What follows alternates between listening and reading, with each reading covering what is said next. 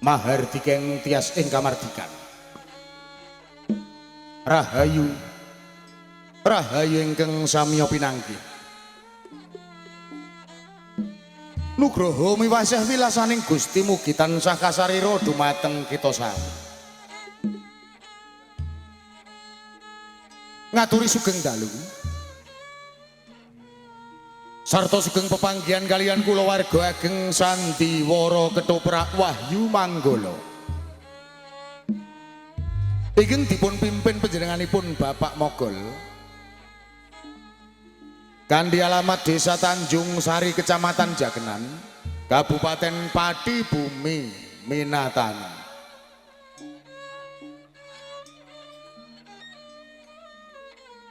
Sasampunipun panjenengan sami kasugata tari gambyong minangka purwakaning pagelaran ing dalu punika.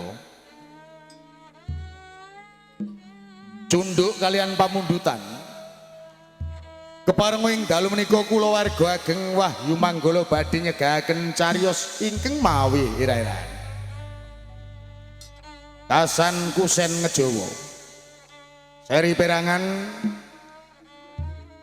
ngadeke Masjid Demak.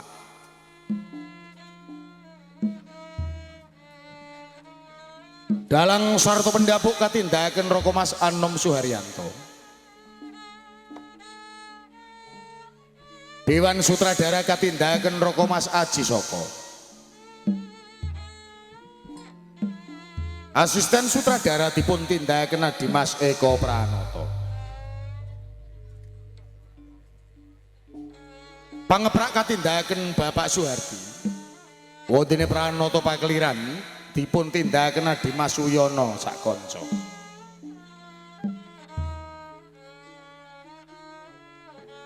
Tata dekorasi katindakan anak Mas Samuel Sutarto. Teknis tata lampu katindakan Dimas Budiono Batak. Lekting katindakan Dimas Ladu Aldiansah. Wontene pangrengga busana dipun tindakan Dimas Agus Wijanarko.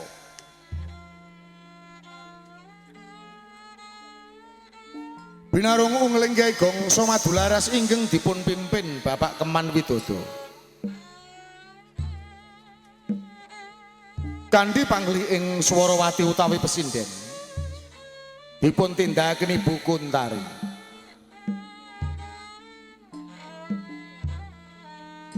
Pranoto gending katindakan Dimas Hadi Prayitno. Wondene Wiraswara dipun tindakan Bapak Miranda saha Dimas Bagus Edi Mahesa.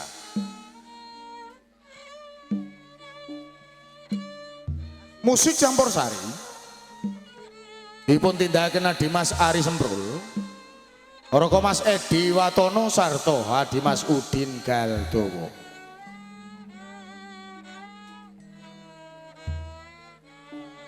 Pagelaran Sandiwara Ketoprak Wahyu Manggala dipun sengkuyung WM Audio. Inggeng dipun pangarsani Roko Mas Gentong Kawa.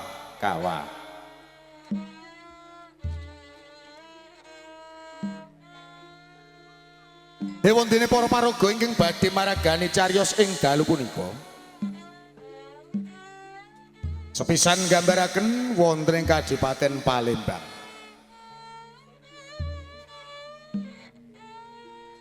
Adipati Aryo Damar ing dalu menika dipun paragani Bapak Begek Ari Warsito.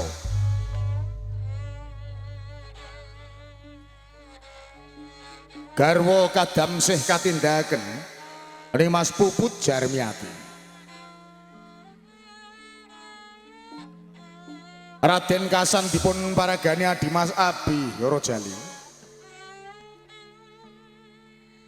Raden Kusen katindakan Dimas Eko Pranoto.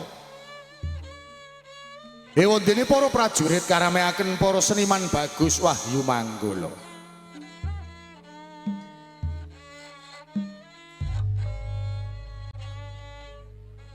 Salajengipun gambaraken wonten ing alas Glagah.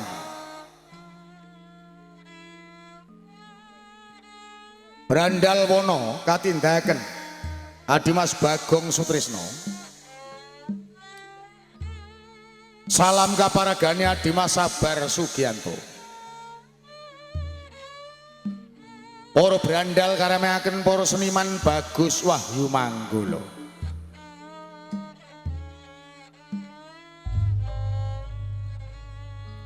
Atekan salajengipun gambaraken wonten ing Kraton Majapahit. Prabu Brawijaya ing dalu menika dipun paragani Raka Mas Aji Saka. Patih Haryo Permodo katindahaken Raka Mas Dedek Wibisana. Ewondene Raka Mas Andi Prastya maragani dados Pangeran Buntara.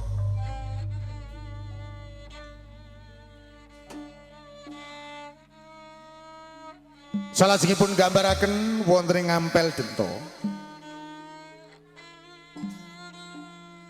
Sunan Bonang dipun paragani Raka Mas Judek Prakoso.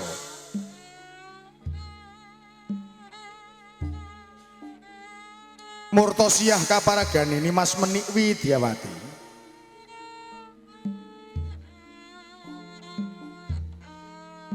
Sunan Kalijaga katindahaken Raka Mas Anom Suharyanto.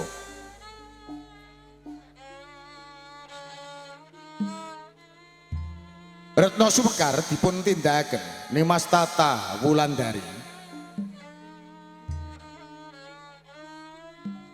Jim Rayang Sari katindahaken Mbak Ayu Sri Poncowati wondene Mrayang Wati. Kaparagani Nimas Diah Maharani. Repat utawi dagelan ingkang badhe nglipur manah panjenengan sami katindahaken dening Cak Sendor, Cak Sariman, Adimas Rokim sarta Bapak Mogol. Mban katindahaken Siciu Arum Somplat, kabiyantu Sisowak Indah Kalola. Mekaten kala wau para kadang budaya Sutrisno menggah para paraga ingkang badhe maragani cariyos ing dalu punika. Ita sagotrah kula warga ageng Wahyu Manggala anamung ngaturi sugeng lenggah sarta sugeng amriksani ngantos titi purnaning pagelaran. Nuwun.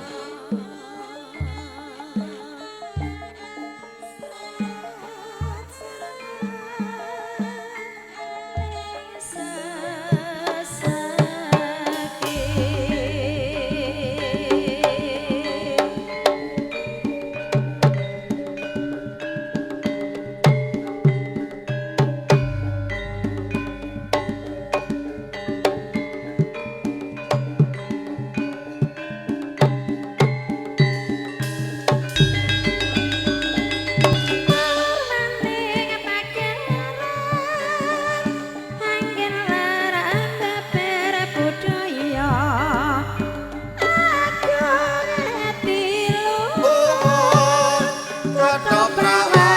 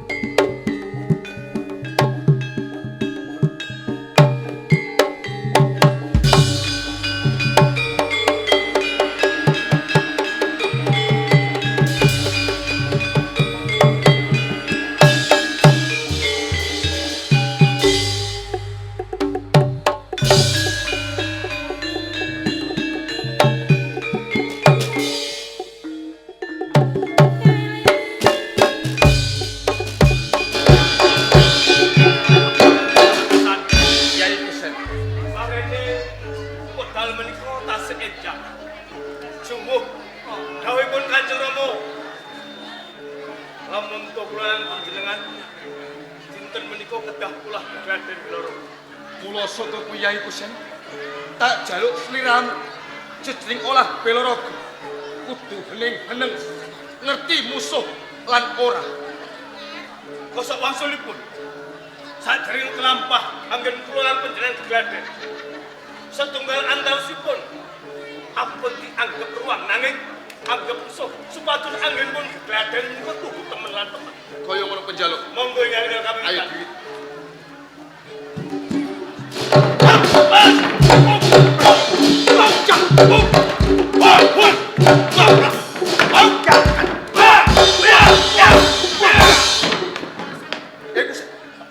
Run, apa ya kaya ngono kuwi? Tata carane Belorogo. Sliramu lan kakang kuwi lagi digaden. Awas. Nalika sadèrèngipun gegladen kawiwitan, kula sampun matur wonten ing panjenengan. Menawi kula lan panjenengan anggep mungsuh, ampun dipun anggep uang, Mas. Napa lepat menawi kula kados katen. Kowe becik diambali meneh, Kyai. Monggo.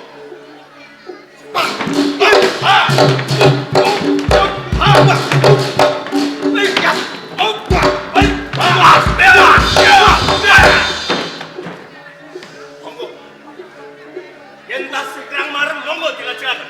Bola bali Kyai Kusen nganggep kakang kuwi musuh. Loh, napa lepat? Napa lepat? Menawi sadurunge Raden kula tumindak kados katen. Yen kaya ngono penjalukmu Kyai Kusen. Ning kene bakal tak imbang. Sing waspada Kyai. Menika ingkang kula antu-antu.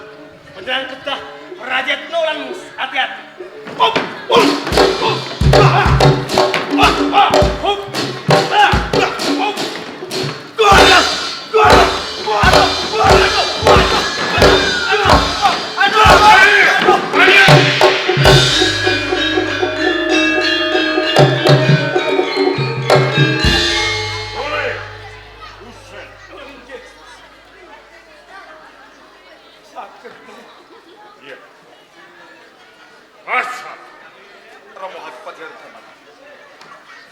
Mongko iki ana ing papan-papan Raden.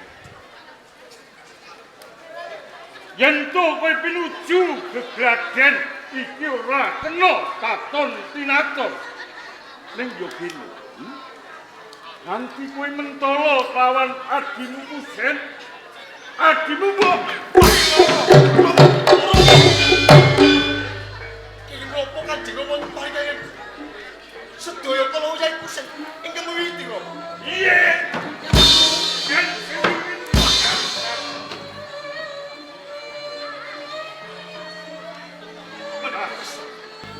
Boten wonten sadanipun. Wonten ing malah kula badhe mara Kyai Kusen. Nanging anggen ulah Belorogo. Kyai Kusen menika nganggep kula musuh. Saengga kula ngimbangi sedaya tumindakipun Kyai Kusen. Nanging goroh Aku percaya. Yen kowe iki wis limpah ngenani bab olah olahraga. Olah bela diri. Kula romo perintah kawan sira supaya gladi kawan adimu. Ini wong gene. Jane Gegladen. Adimu nganti mbok loro. Nanti mergo kabeh. Asa. Yen ngono aku bisa nentokake. Jebul tresnamu lawan si Kusen. Iki mung ana tata gelar lahir. Yen sak bokno yatenmu kowe ora seneng duwe Injih mo. Iya, ngaten mo. Panjenengan kula tansah dipun polong dipun siloro kaliyan Kakang Kasam. Yo. Ayo sampo. Sak bluguteng ulang kaleng rikma pinosen. Estu tuhu kula tresna kaliyan Kyai Kusen. Mindane nestani diri kula pribadi kok. Goro.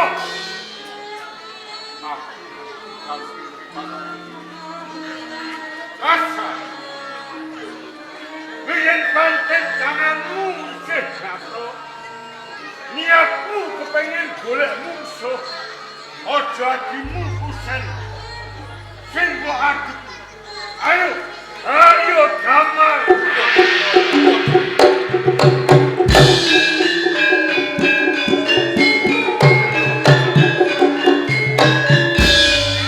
Menawi tok kula anggap lepat. Kula nyuwun pangapunten tenang. Najan tok kados pundi kula mboten badhe wani panjenengan. Umpama aku mentolo kan kuwi. Kok menopo saka ligan wis mancep. Asa. Yo. Ora maiki. Dak ibaratake pinih engkat daun sadurunge tinandur. Mula satenane. Kowe ora pantes duwe sedulur sekusen. Mula kanthi yen pancen kowe kepengin ngerti tenane sapa kowe, takono marang ibumu.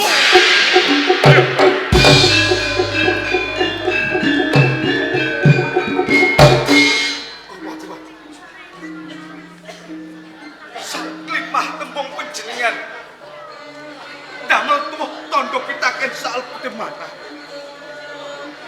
Kenging menapa panjenengan paring dawuh lamun Tokasan salah satunggalipun putra ibaratake ndaut winih sadurunge tantu. Menapa ingkang panjenengan kersakaken menawi para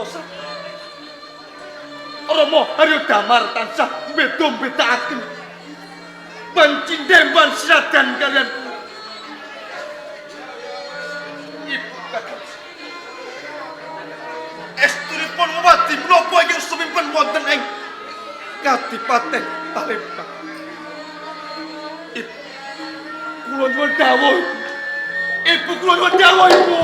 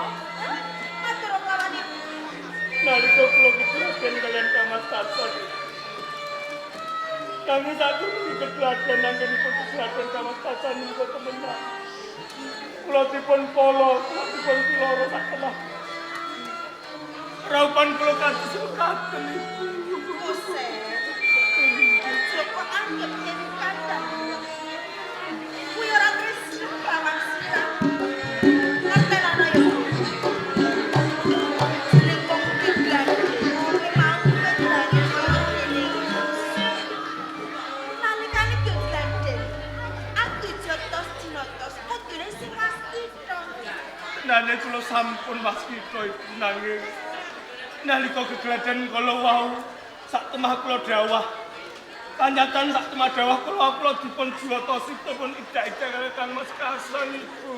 Adan sih. Kang Mas Haryo Damar. Tenane nganti ana kejadian kaya ngene.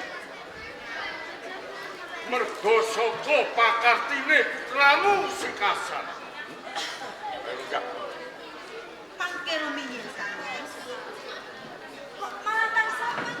panjenengan menika ngendika ingkang kados ngaten.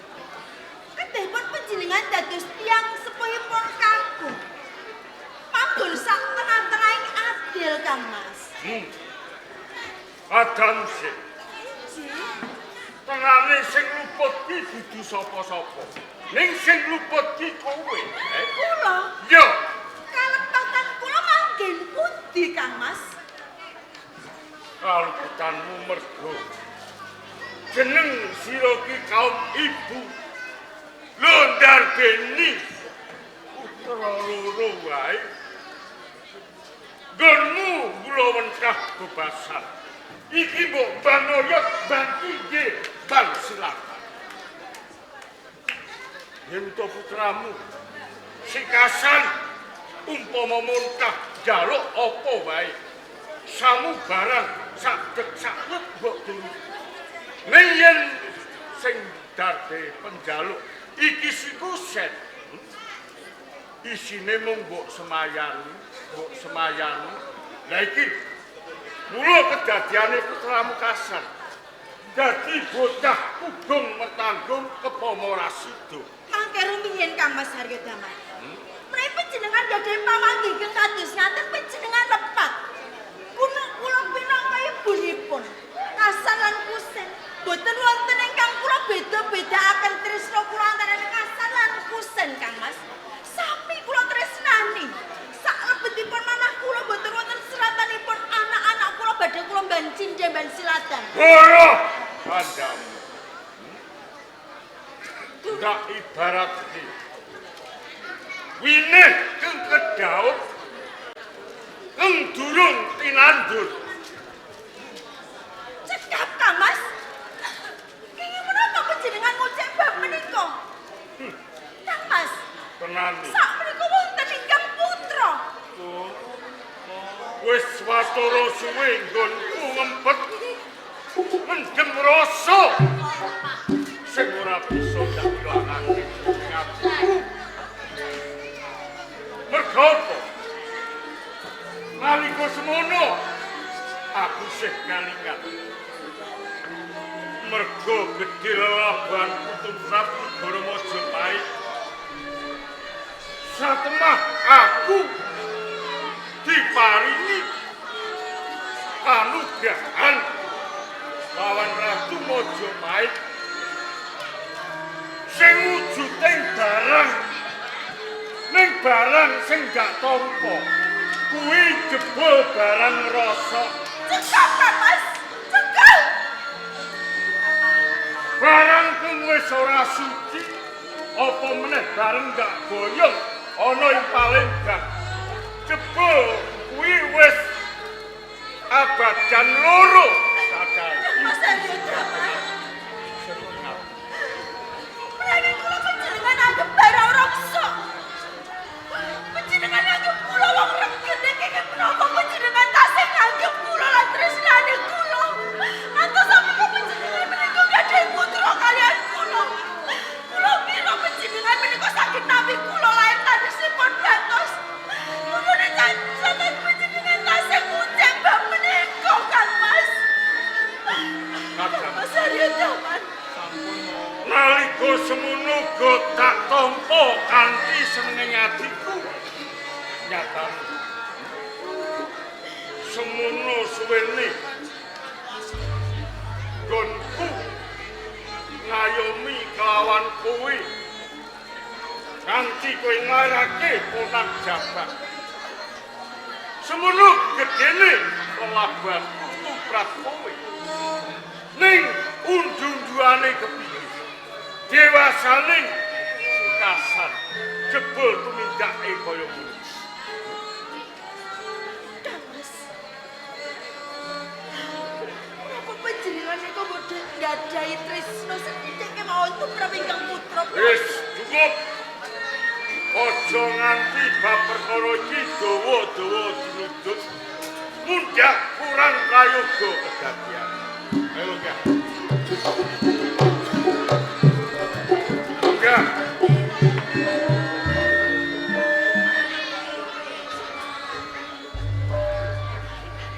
Dole Kusen. Nggih, terus dibalik. Sira putraning Rama Arya Daman kang pepatutan lawan ibumu Kadamsi. Dadi kang masmu kasan kae tenane ning Kadipaten Palembang iki mung nunut urip Kang Mas cukup. Dari pengkatus pundi. Ora usah kok rungokke. Ngendikan Rama kados Ora. ini ning Buset sira wis dewasa yen sira isih tumonjok ing Kadipaten Palembang dak ibaratake kaya dene kodhok sing manggon ana sajroning bathok kowe ora ngerti kidul ora ngerti etan kulon mbok menawa kurang wawasanmu ing mengkono Rama menawi sedaya weca pangandikanipun Kanjeng Rama kados ngaten. Liripun kados pundi?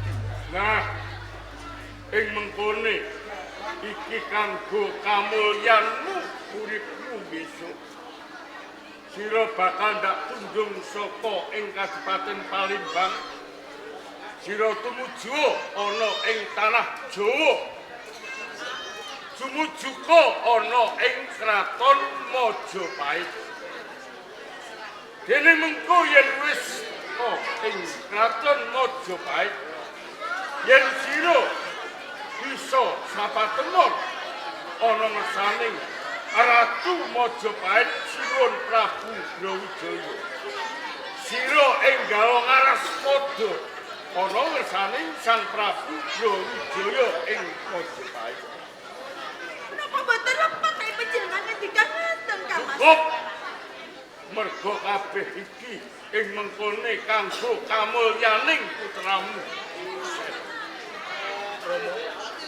Kenging menapa kula kedah nilaraken Palembang. Jalaran kula tasih mbetahaken panggala wentah panjenengan kalian ibu. Napa Rama dalah ibu menika sampun boten tresna kalian kula malih.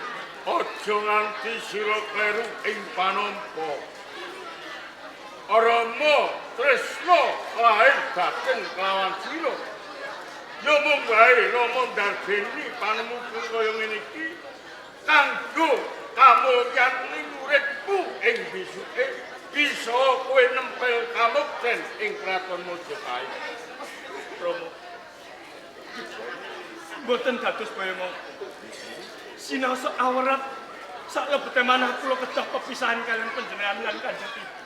iya Nanging menawi sedaya kula kangge mulyanipun urip kula sakutara kula sagah pepisahan nilaraken wonten Kadipaten Palembang. Kengkukasan boleh sawise sira ngaras padha ngersani Sang Prabu Brawijaya yen sira mengko didangu kowe matura kanthi bloko yen kowe putraning Adipati Palembang Arya Daman kang pepatutan kelawan ibumu Kadamsi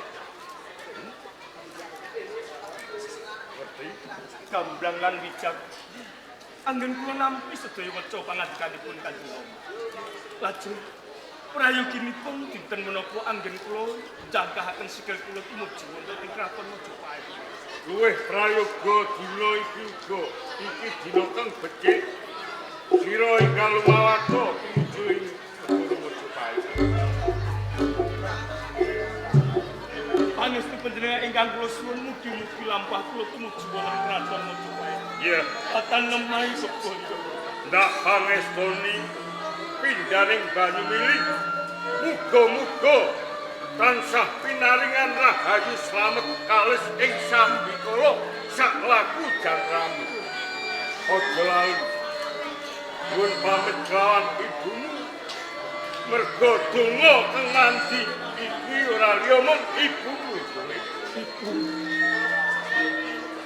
Kula suwun panjenengan ampun mugi ampun resetaken waspa supados sumangkat kula tumuju wonten ing Majapahit. Mangkenipun boten nyandung pun mergo kabeh semua kersaning ramamu. Ibu kok iso memimpin kersane? Ya, mergo sak rumahmu. Ayo kono mangke. Mugi keselamatan. Matur suwun. Mugi-mugi panuntun panjenengan dados pucuk obering lampah suwun.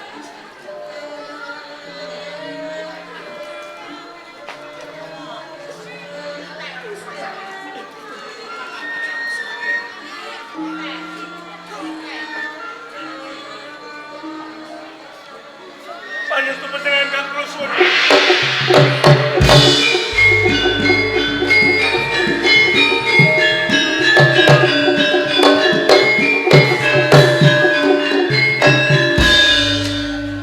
Pun marem ati panjenengan. Pun lega atine panjenengan Kamas. Menawa panjenengan menika ora iso dadi wong tuwa lanang. Ketahipun semangat wonten ing mojokan dadi kusen. Nanging kasanan aku. Amargi titisipun Sang Prabu Brawijaya dudu kasan Kamas. Nanging kasan kusen kuwi dudu titising Sang Prabu Brawijaya niki napa? Kamu sing kudu darbe kasan. Jur panjenengan paring marang kusen. Panjenengan boten tresno kalih kasan monggo. Mereka panjenengan kebagian kasan iki menapa panjenengan rebut Kang Mas. Adamsi Kusen iki putra kutus kanthi lahanan kawan sira umpama ing mengkono kanugrahan ing Majapahit wis pas lan trep. Nanging napa kula kedangun bangke anak kula kasan. Kasan ugi sami-sami anak kula Kang Mas. Napa panjenengan namung tresnani kusen. Nanging babagan menika panjenengan mikirake kusen boten mikirke kasan Kang Mas. Cetane kowe mbelani kawan anakmu si Kasan. Ya, ora maju. Yen pancen kowe isih tresno marang anakmu Kasan. Monggo tresnanono. Nanging yen mengko ana kedadian apa-apa, aku sing bakal buka marang wadimu.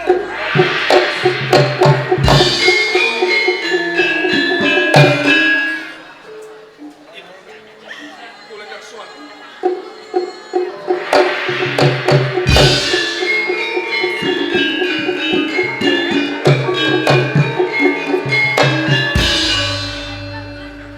Napa kasan? Kene cedak prawane. Napa Ken?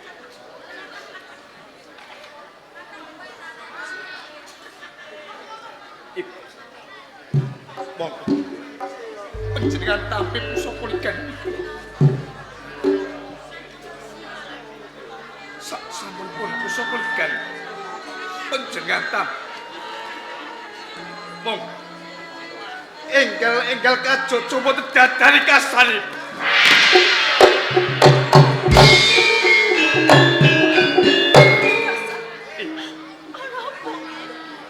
Kenapa sliramu dadak kodho kaya ngono apa ibu tega lamun ibu bakal percaya marang sliramu kasan. Apa isih kurang tresnane ibu kenapa sliramu dadak kono pengaruh maring ibu. Kanthi kebel-kebel masmu. Kang supaya ibu kudu percaya lawan sliramu. Awet boten wonten ginanipun kok dicampur jagat. Wah. Ibu Rosak. Romo Adipati arep damar. Agenipun mestani kula pindhaning. Kula boten putripun piyambak. Pancinten panjenengan. Saben dina kastel pun tak siyo. Lajeng bentenipun menapa kula kalian Kusen. Wih. Ngantos Kanjeng Rama arep damar. mitungkas lan pangandika kaliyan kula. Bilih kasan dipun ibarataken jabut pineh sadulingan. Estripun wonten wadi napa wonten ing Kabupaten Palembang. Monggo panjenengan paring dawuh. Kasan. Ibu ngerti sepiro gedene panalang semua. Apa kira ibu ra nolong selamun ibu mangerteni. Kalau aku tidak siapa aku ra iso. Panjenengan dipun tak lajeng estripun wonten wadi napa wonten Kabupaten Palembang. Nangis titiwan jenis liramu kudu ngerti lelaku iki. Titiwan jenis ibu kalau darani sejarah liramu. Kenapa rama menghayat damar orang tresnani marang liramu? Tresnani rama menghayat damar alam kandangmu musik. Mergo sak tenane sliramu dudu tipis sing ramamu hayat damar.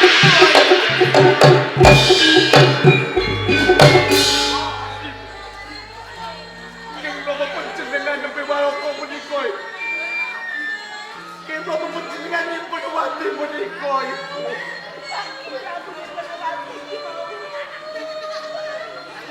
Ramamu hayat damar dan dikawani ibu bisa melestari sliramu sak utuh. Dikasihnya tak ditunggu sopan. Ramamu hayat damar tak sadar siapa sliramu. Satu nama sliramu.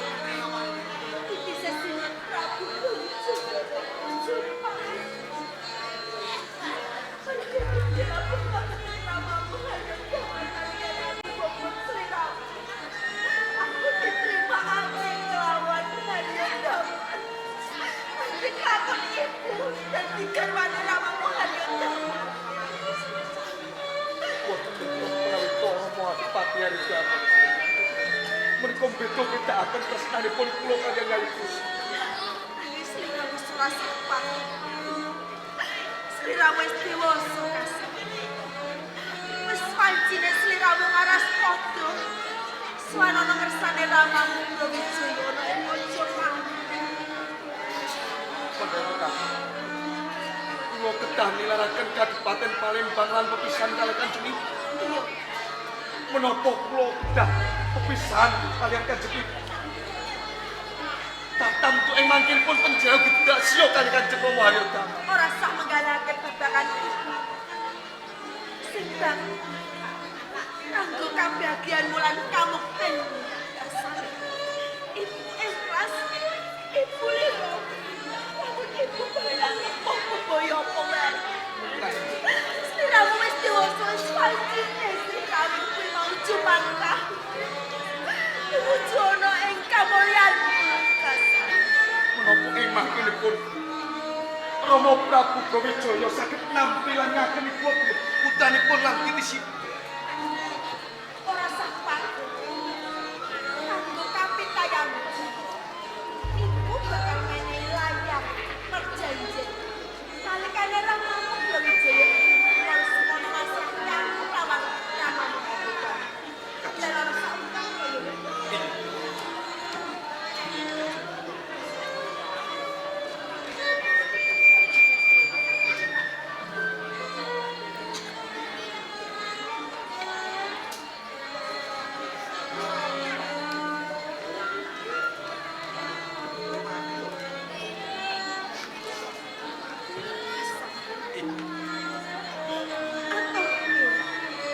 surat perjanjian iki ana ngersane ramamu Brawijaya.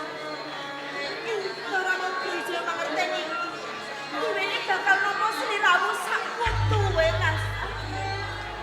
Najan kok kados pundi. Lan kula kedah pesan kaliyan panjenengan. Kula badhe ngestakaken dawuh panjenengan. Siap, Prabu.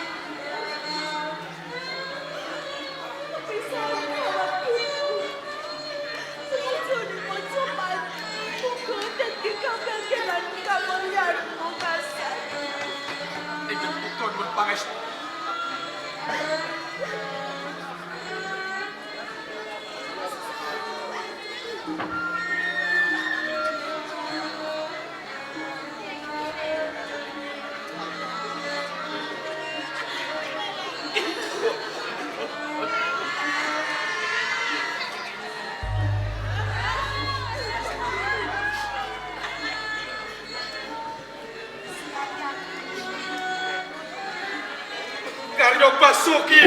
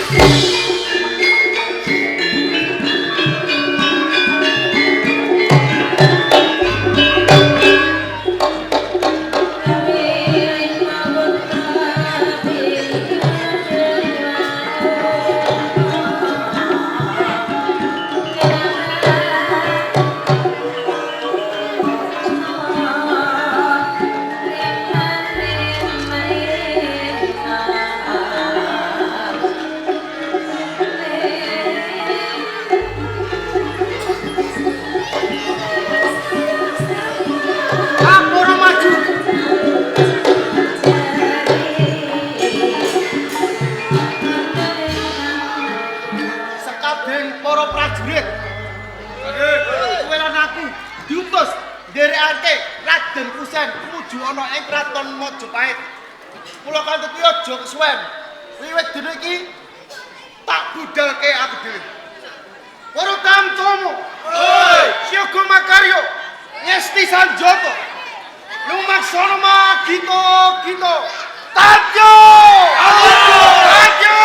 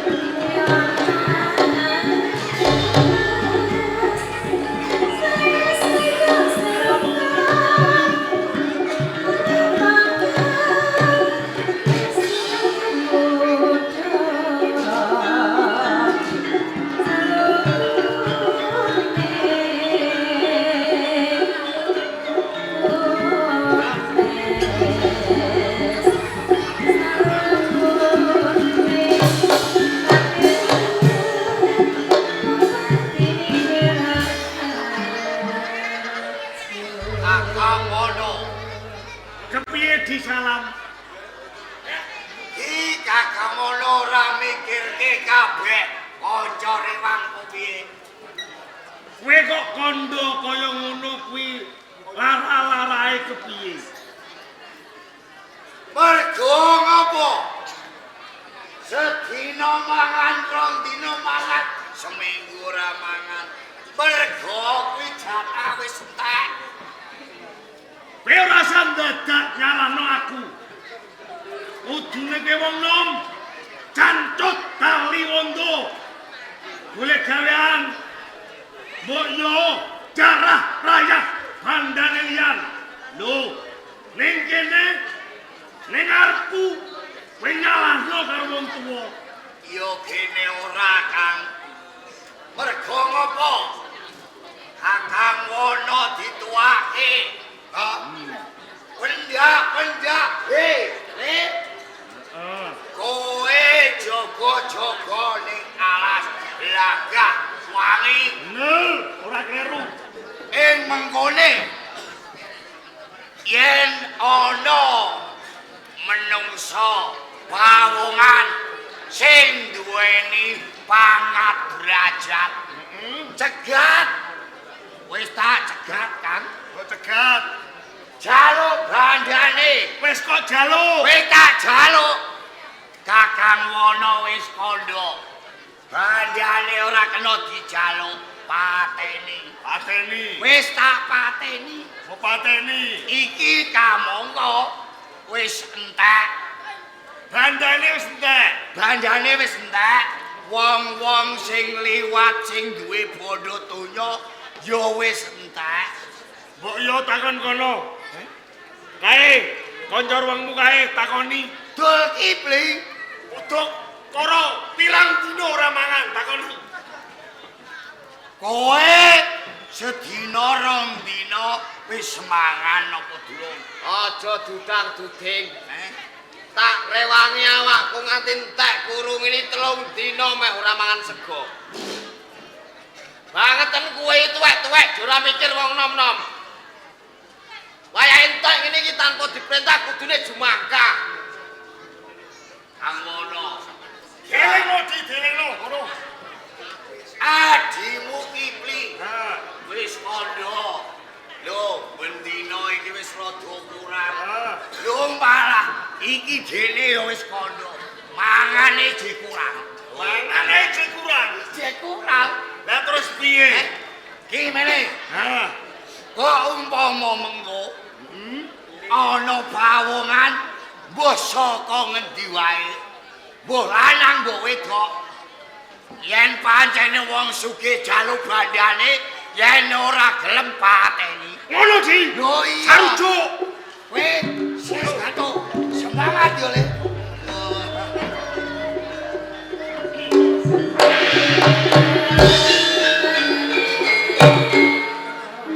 Alas sing lewang-lewung.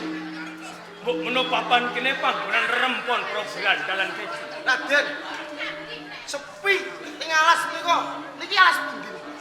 Iki mbok menawa wis lumebu ana ing dalam Pulo Jawa. Ngoten. Kula sapa kuwi nggih? Wewengkon ana ing alas Pulo Jawa kene iki jare winyit. Kowe kabeh saka Palembang aja nganti kendhat ing kaprayitnan. Jagan yen to mengko ana apa-apane.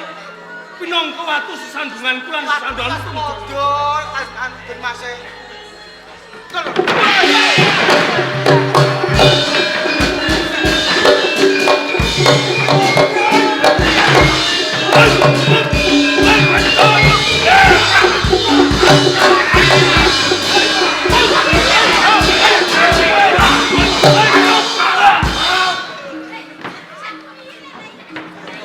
Setan. Opo? Aku ora duwe perkara kelawan kowe wani mencari perkara. Ora duwe perkara marang aku. Nanging yen tak sawang sandang pengangkumu Lingapur Mas Picis Raja Brono. Aku mung kepengin bondo donyamu keulungke ana ing tanganku. Sak brene bondo donyaku iki tak wenehi kelawan kowe kabeh lan ruangmu. Tenane sapa Kang dadi aran? Aku ngono. Aku salam. Wono lan kowe salam. Ya, Dadi alas iki wewengkon. ora kleru. Wono lan kowe salam. Yen ngono aku bisa ndakwo lan nitik pokon. Lamun to pakaryanmu to gaweanmu anane mung gawe kapitunalian. Gawene mung ngecuk grandal lan sak panunggalane. Iku padha wae Kang Nesto tumindak mloso kuwi. Aku njaluk tulung kelawan kowe dilereni. Sing baku aja nyarui perkaraku aku pengen tumuju ning kraton Mojopahit. Aku ora idep. Sing baku aku oleh pangan. Yen kowe ngeboti bondo, kowe kudu ngulungke nyawamu. Yen kowe ngeboti nyawamu, ulungke bandamu. Iki mas. Ngajar. Yen ngono kowe menehi rong pitakunan kelawan Rong perkara. antara nyawa lan bondo. Bondo kelawan nyawa. Kabeh tak kukuhi. Kebewa.